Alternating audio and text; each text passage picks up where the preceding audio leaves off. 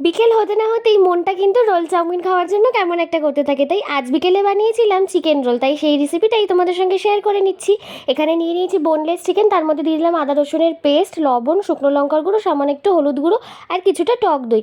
এবার সব কিছুকে খুব ভালো করে কিন্তু চিকেনের সাথে মিশিয়ে নিচ্ছি। এরপর একটা কড়াইতে কিছুটা সাদা তেল গরম করে ওই ম্যারিনেটেড চিকেনটাকে দিয়ে বেশ লাল লাল করে কিন্তু ভেজে নিলাম। এবার এর মধ্যে দিয়ে দিলাম কুচনো পেঁয়াজ আর তার সাথে ক্যাপসিকাম। পেঁয়াজ আর ক্যাপসিকামটা একটু ভেজে নিলাম। এরপর একটা ফ্রাইং প্যানে কিছুটা তেল বসিয়ে এরকম পরোটা বেলে নিয়ে উল্টে পাল্টে কিন্তু পরোটাটাকেও লাল লাল করে ভেজে নিলাম। ব্যাস, এবার সব কিছু একসাথে মিলিয়ে দেওয়ার পালা। চিকেনের পুরটাকে ওই পরোটার ওপরে দিয়ে ওপর থেকে কাঁচা পেঁয়াজ দিয়ে দিলাম, তার সাথে দিয়ে দিলাম টমেটো সস। ওপর থেকে একটুখানি বিট লবণ আর চাট মশলা ছড়িয়ে দিয়ে রোলের মতো করে শেপ দিয়ে নিলাম আর একটা কাগজে মুড়ে নিলাম। আর তার সাথে কিন্তু লেবুর রসটা দিতে ভুলো না। লেবুর রসটার জন্যই কিন্তু পুরো দোকানের মতো একটা ফ্লেভার আসে। ব্যাস, চিকেন রোল কিন্তু একদম তৈরি। তোমরাও অবশ্যই একবার ট্রাই করে দেখো আর চ্যানেলটাকে সাবস্ক্রাইব করে নিও।